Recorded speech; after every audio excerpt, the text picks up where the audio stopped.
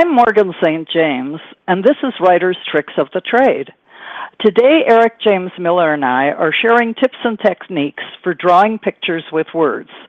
We've had a little bit of experience ourselves. I'm the author of 14 books. Eric has 2 books, I believe, and 1 more in work. And we have gone through the drill. We've done the drawing with pictures, and now we're going to share some things with you. You can draw pictures with words by using artful rhythmic prose. That's one of the key elements in fiction writing. The trick is to make it simple and direct. This technique of using words to trigger a mental image is a variation of show and don't tell. And if you use language that's too sophisticated, complex, or gimmicky, or long blocks of flat narrative, sometimes called a laundry list, it often triggers inattention rather than creating a visual experience. So before you protest that extensive description draws the reader deeper into the story, the reality is that it can work the other way, and here's why. Long, sometimes dull passages actually break the action. They literally freeze the characters in place during a boring dissertation. Yeah, that's right, Morgan. And I think a great example of that is something that the Writers of Southern Nevada has started doing this year. It's a local literary organization here in Southern California, and we started this series earlier this year called Painted Stories, where we have authors get up and read from their work as an artist paints in front of the live audience based on their words. And I think it really demonstrably demonstrates, if you don't mind putting it that way, how words... The grammar girl is after you, Eric. I know, demonstrable. It's tough to say as it is right, but the scene for the authors that have participated in the event, they've been very flattered that an artist can literally take their words, listen to their words, and paint a picture based on those words. And the audience is equally thrilled because as the author is reading, they're putting together the images in their mind, and when they get to see an artist doing exactly that same thing, turning a blank canvas into a work of art right in front of their eyes, I think this point that Morgan is making, drawing pictures with words, literally comes to life. We had a reader that was just talking about taking a walk with his dog in the desert in the evening. Sounds like a very mundane topic, but it was actually evocative, and the artist had a lot of fun with it. He painted the clouds and the melancholy that the narrator was feeling about his ex-wife and everything came through in the painting. And the same with, we had a guy who was reading a memoir from his days in the Peace Corps in Thailand and about an event that happened there, and just the same thing. It came to, it was a farming, it started out this farming community, and the story just grew and grew, and it. So I think as an author, we need to ask ourselves, how do I know when I've created a picture? It's your job to use several elements of the scene to draw a word picture that transforms an otherwise so what scene into one bursting with life. But like Morgan just said, you can't freeze the characters in place during that boring dissertation. And what that means in a nutshell is to create an environment in the reader's mind so that they can see clearly that they're applying their own spin instead of you giving them a cardboard cutout. And as you're writing, you should be able to see it clearly too. You should use sounds and aromas and climate. You know, they say never talk about the weather, but you know, it was a dark and stormy night is a classic opening line that, you know, pulls everybody in. Yeah, but the weather does draw a mood. Oh, absolutely. We could have a long. I think some of the quote writing doctors that say you should never talk about climate or weather are wrong, because you're absolutely right, Morgan. A if you're setting a story here in Southern California, the desert. You're not in Southern California, my dear. I'm sorry. I'm sorry. In Southern Nevada,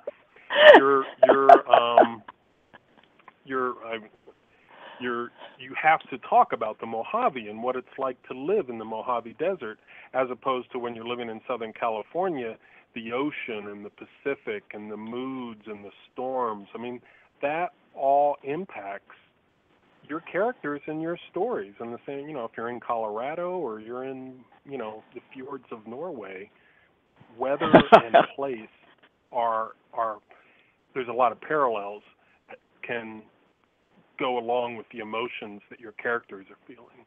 And we have some examples of that coming up.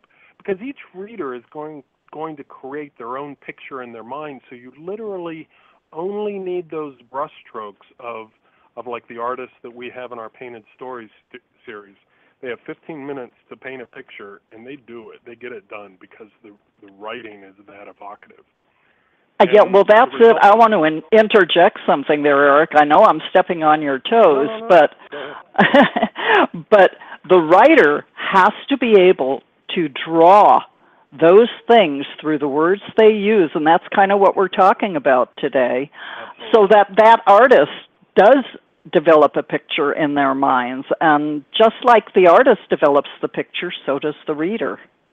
Exactly, and the result is the readers are so completely drawn into the realm of the story that you've created, they read on and on and on. They're determined to continue until their eyelids droop and their heads sag because they're staying up till 2 and 3 o'clock in the morning reading your writing because it's that evocative.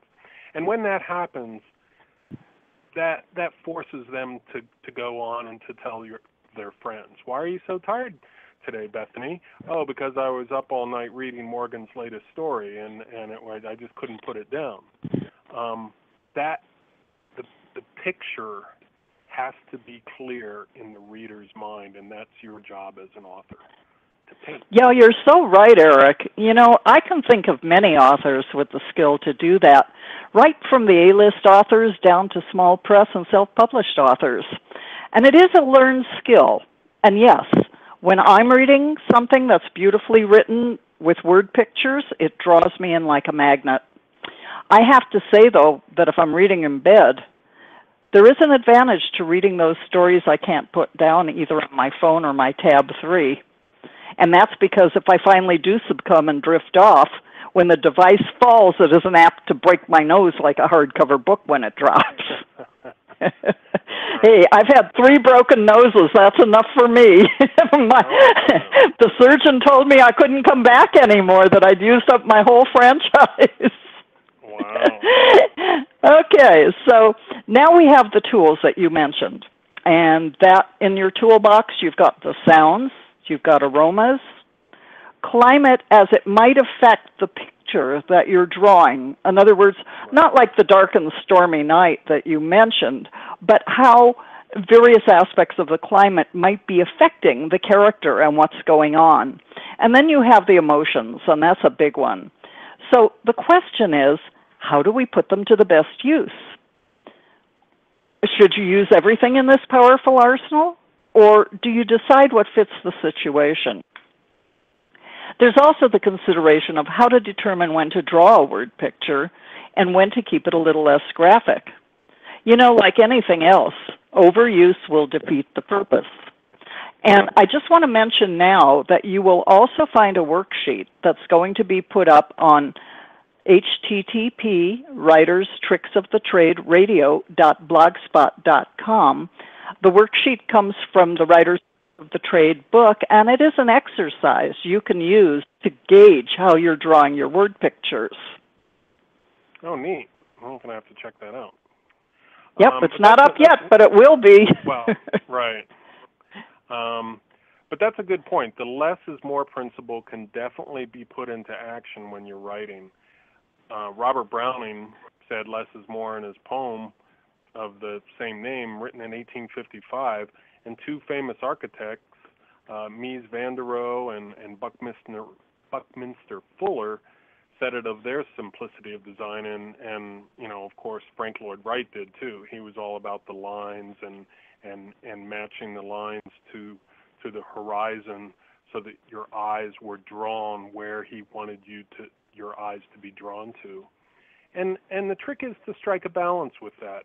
A little too much of it, and it sounds overblown and unrealistic, and perhaps, this idea of a word picture is, for some people, so full of unnecessary adjectives that the reader has no real feeling for the mood or character that the author is trying to create. You don't want to do that. But instead, you don't want to overwhelm your reader with a string of words, but you want to pull them in and paint that picture for them. You got to be careful not to miss the mark when drawing a verbal picture that you should have grabbed the reader, because remember, pacing is everything. Don't stall your narrative or undermine the tension/imperative you're trying to build for your characters with too much clever or pretty language. Keep your story moving. That's your number one rule. And remember, Tolkien painted a rich, vivid world of elfin waterfalls and creepy forests, while his characters kept putting one foot in front of the other and stayed on their quests.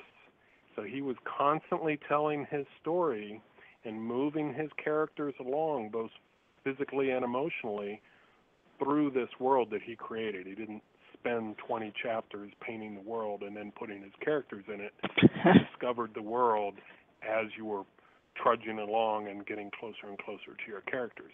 And you can do this too if you simply paint your world one brushstroke at a time on the page. Excellent advice.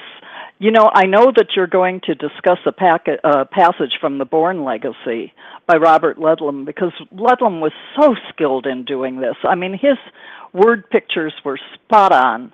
And I'm going to set the scene for you.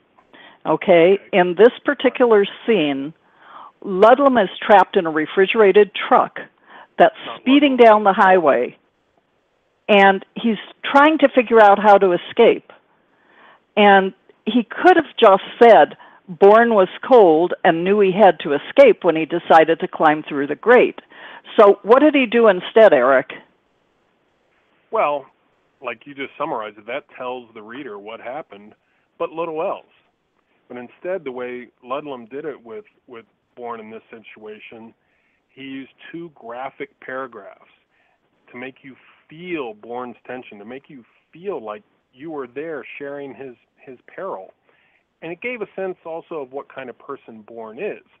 It placed us in that space, in that refrigerated truck, and we were there with him when he had to navigate and draw the reader into sharing his character's sense of freedom when he succeeded in escaping. And in just my God, Eric, all of that in just a few paragraphs? That's right. And how did he do that? Well, instead of simply saying he was cold, the passage describes Bourne as shivering, chilled through and through, imprisoned in a moving refrigerated truck. The tension builds and builds as he reaches the refrigeration vent at the top of the truck by climbing over the crates that were left in it. He manages to push it open and light flows into the truck's interior. His eyes, it hits his eyes. It's the body senses that he's feeling, from the warmth, from the cold to the warmth.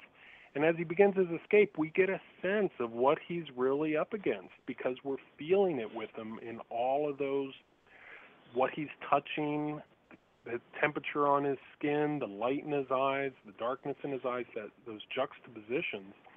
So when he squeezes himself into that aperture, wriggling from side to side, my God, he ends up getting stuck. Now the reader is fully engaged. Yeah, he's like, oh my God, this truck is barreling down the highway, and here's this guy's trying to escape out the back, and he's stuck out the top little portal. How can he possibly propel himself out? The word picture Ludlum has drawn for us there keeps that tension as keen as the edge of a knife. And you can picture that truck speeding ahead while the clock is ticking and Bourne is stuck in the vent. People see him, other people on the road see him struggling to get his head through the opening. I mean, the imagery in this sentence was masterful, in my opinion. It gives you an overall picture of what he sees. He blinked up into the candy-pink sky, where fluffy clouds rose up, shifting shapes as he rolled by beneath them. I mean, in one sentence, by drawing that picture of the sky and clouds, he instantly conveyed a sense of the safety and freedom that was now within Bourne's grasp. Problem was, he was stuck in this little portal, and he had to get out of that. You had to keep on reading, but I think I made my point. Yeah, my God, you were struggling along with him. You know, that's really a terrific example, and I love Ludlum's writing. And I'm going to give you another kind of mastery with word pictures from an author not well known like Robert Ludlum. Her name is Joan Del Monte, and this is from her book Mud Blood.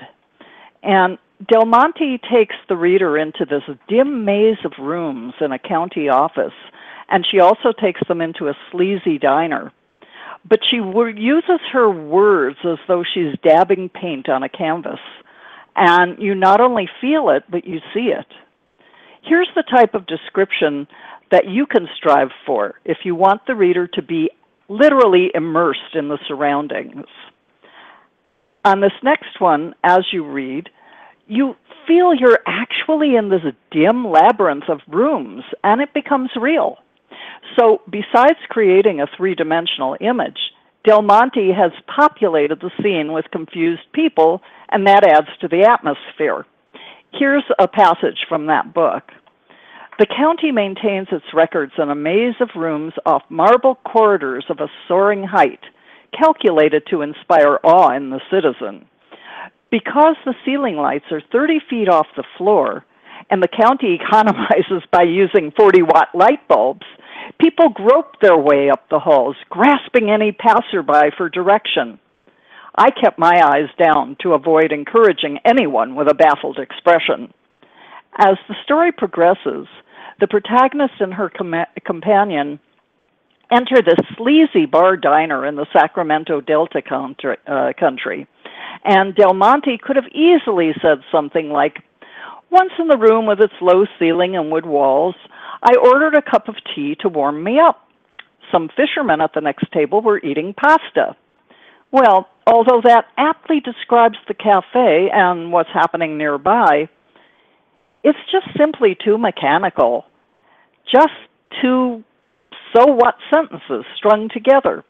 So instead, Del Monte used thoughts and emotions and physical sensations in addition to describing the room. She painted the picture to a point the reader might feel they're actually sitting in the room, immersed in the action. Yeah, that's right. Now, weren't you friends with Joan when you lived in Marina Del Rey? Yeah, actually, when I lived in Marina Del Rey, California, Joan and I were both in Sisters in Crime, and that's how I met her. And in fact, I used this very example in a workshop and decided to use it today. Let's see if we're on the same page. No pun intended here.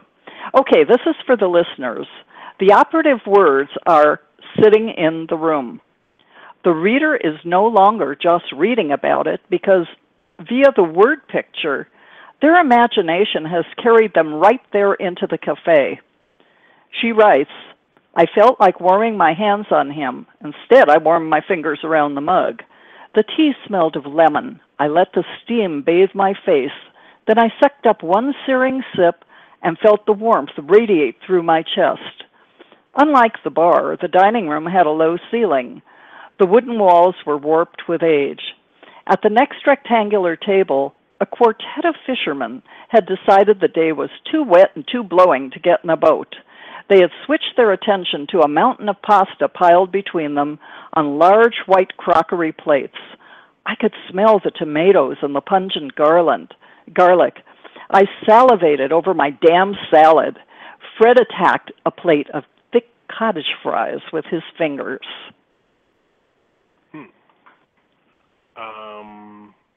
How about one more from that book? Yeah. How about another one? Okay. Now she moves over to describing where this woman lived in a rundown building in Mar Vista, California. And she could have said Clarita lived in a rundown building in Mar Vista. And, I mean, that would have told you what it was all about. It told us where she lived, and since the building is run down, it suggests that Clarita probably doesn't have much money, but that would have been where it stopped. So instead, again, Del Monte drew a picture with words, and we realized from the details what it would have been like to actually be there. And I want you to also notice the effect of the two sentences after the physical description of the building and how they added to this picture. Clarita lived in the Mar Vista section, which means sea view in Spanish. But there was no sea view from her apartment near Washington Place and Coolidge Avenue in West Los Angeles. The view out of her living room window was across a scraggly patch of grass to the mirror image apartment 20 feet away. Downstairs, bicycles were propped against the stucco wall of the building, their frames locked to trees. Two women, seated in plastic folding chairs, gossiped on the grass. By completing the scene that way, the reader can envision now more than the building itself. It tells you that children most likely live in the complex because of the bicycles by the tree. It fleshes out the image of run down, and the plastic folding chairs evoke an image of what the women might look like sitting there. Right. So why don't you tell us about Maxwell Alexander Drake? I know you know him and I know him, and he writes a fantasy series. Right. Maxwell Alexander Drake is a writer here in Southern California. And you're in California again. Oh, man, why do I keep on saying that? I've lived here for 10 years. Hey, listen, Venice dude, like I told you, you can get the boy out of the beach, but you can't get the beach out of the boy. That is so true. That is so true. I've been looking at too many ocean pictures recently. We're out here in the desert. Yeah, I know. Yeah, I'm all Jeff. Friends of mine just bought a place up in Newport, Oregon on the coast, and I keep on picturing that. And, but anyway, Maxwell Alexander Drake writes this fantasy series called Genesis of Oblivion Saga, which includes farmers and mercenaries, mortals and deities, and dreams and nightmares. And he's really a master of the word picture. Take this passage, for example. Reaching the doorway to his son's dark room, he peered in. The shutters stood open to allow the cool spring breeze to enter. In the dim light, he made out his son's sleeping form lying on the bed. Waiting for his eyes to adjust to the dimness, he crept like the breath of a mouse into the room. Standing beside the bed, he gazed down at the boy, drinking in the sight. The sandy blonde hair covering the child's head, which matched his own, lay slightly tousled from sleep. The boyishly round appearance of his face, so prevalent in children of his age, the essence of youth, peeked out just above the silk covers. Clytus knelt down and cupped the boy's face gently in his hands. So just reading that, how could you not feel the love the father has for his son? He doesn't have to think or say, I love you, or I love my son, or here's my boy that I love. His actions and the ambience of the room and the sleeping child say it all. So, yeah, I thought we were near the end of the show, but we actually have a few more minutes if we want to talk about this a little bit more. And, I think when people say that they were really so into the book that they felt like they were there, it definitely has to do, as we've pointed out, with the writer's skill to draw word pictures. And I think a good exercise is to read some other authors' books, and when you actually feel like that, where you are reading a passage and the image is so very clear in your mind, try to analyze what that author has done to make you feel like that. Because so often, we'll skip past these passages, but then sometimes we just really get grabbed and we're so into it, and we know what that person looks like. We know what the situation is. We know what their emotions are. Have you felt that, Eric? Oh yeah, absolutely. And I think looking at specific passages is a great way to illustrate this point, and how you can do it succinctly. One of my favorite authors is Anne Rice, and everybody is in love with the vampire Lestat and everything, but one of my favorite of hers came after the Lestat series, and it was called The Tale of the Body Thief. And about halfway through, I mean, it's a dinner scene, and I'm just going to read this little passage here. Now the cold despair did come over me, obliterating the anger quite completely, and I stared listlessly at the plate before me, at the half-empty restaurant with its shining silver and napkins folded at so many empty places like little hats. I looked beyond to the muted lights of the lobby, with that awful gloom closing upon everything, and then I looked at David, who for all of his character, his sympathy, and his charm, was not the marvelous being he would have been to me with my vampire eyes, but only another mortal, frail and living on the edge of death, as I did. I mean, wonderful passage.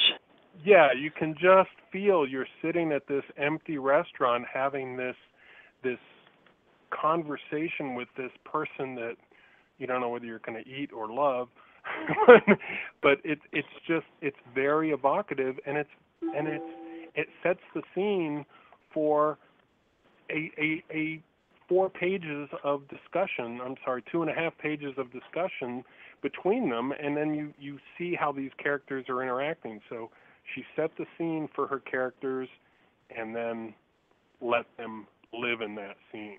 Yeah, I particularly like the napkins folded like little hats, and the empty places at the table, because that drew a picture for me. I mean, I could picture what this would look like. Right, the gloomy lights of the lobby, you get a picture of looking sort of off into the distance, and you can see those muted lights of the lobby sort of seeping through the entrance to the restaurant. We've all been in restaurants like that, and we paint it with our own eyes and memories, but that's what she did such a great job of doing. And again, very succinctly, didn't slow down the action, and she matched the gloom of that restaurant with sort of the in-betweenness that her character was feeling at the time. She was like, am I in love? Am I hungry? And that empathy draws us closer and closer to the character. So I think looking at examples like that are very positive. And maybe down the road what we could do is look at some that don't work so well, where maybe the author gets lost in too much detail. That's what I was going to suggest, is that as much as we've given some wonderful examples of drawing word pictures, I think it would be interesting. We're just about running out of time now, but I think it would be interesting to be able to discuss some poor examples and how those could have been improved. And that would be when it would be wonderful if we would have some people calling in and giving us their opinions on, short opinions on what they didn't like about it. Because as much as you need to know what you do want to aim for, you also need to know what you want to avoid. And with that comment, I'm going to tell you that our next show is August 12th, and Dennis Griffin will be back with us then. And the topics will be reviews and what if you get a bad one. And that kind of ties right into what I just said, because if you've got a book filled with bad descriptions and boring things, the odds are you're going to get a bad review. Right. Or you could, even on the other side of that, you can have a book that's filled with flowery, beautiful descriptions and metaphors and similes all over the place, and the reader gets to the end of it and goes, well, who cares? That was just, I might as well picked up a book of poetry because I didn't care about That's a great point. Yeah, that's a great point. I can't remember the name of the book. When you don't like a book, you usually don't remember the name that well. But there was one book that I read where every other page had either a metaphor or a simile on it. It was, this did this like that, and this did this like that, and this was almost like this, and this did this like that. And finally I got to a point in the middle of the book where I said, I've had it, enough. Yeah. And I closed the book and didn't finish it. Right. That's the other thing you were talking about, your tab 3, and like me with my Kindle reader. It's like when you find a book like that, you're less likely to throw it across the room because you've got a $400 device in your hand. So I guess it's a little simpler to just click delete. But, I haven't found how to delete these books. I've got so many books on my Kindle, on my phone, and on my tab 3, and I can't figure out how to delete them. That's going to be one of my next things. Of course, a lot of them I like to keep on there for reference, but some definitely deserve a delete. Yeah, well, if you keep them on the cloud, you can delete them up there, and there is sort of a cathartic. I miss that sometimes, that cathartic feeling of throwing a book that's not working across the room. Maybe that's just me. Yeah, but I don't miss having the book fall on my face. I have to preserve my nose. Exactly. See, that was very evocative right there, yeah. So, anyway, words with pictures. Yep. You can find me at morganstjames-author.com. That's morganstjames-author. And you can find Eric at Eric James Miller, EricJamesMiller.com. And last but not least, that website is so good for me. Venicedude.com is still my primary. In Venice Beach, so it's venicedude.com. I know you've been in California this whole show. I know. My mind is. I don't know. It got cloudy here in Las Vegas, so it's unusual to see clouds in July. True. And I want to say that last but not least, please visit Writers of Southern Nevada at nevadawriters.org. Eric is president of this organization, and I'm on the board. And Southern Nevada Writers is sponsoring this show. We're also forming an alliance with coldcoffeecafe.com, so visit their website as well. And we will see you back again on August 12th. Okay. All right. Thank you and good night.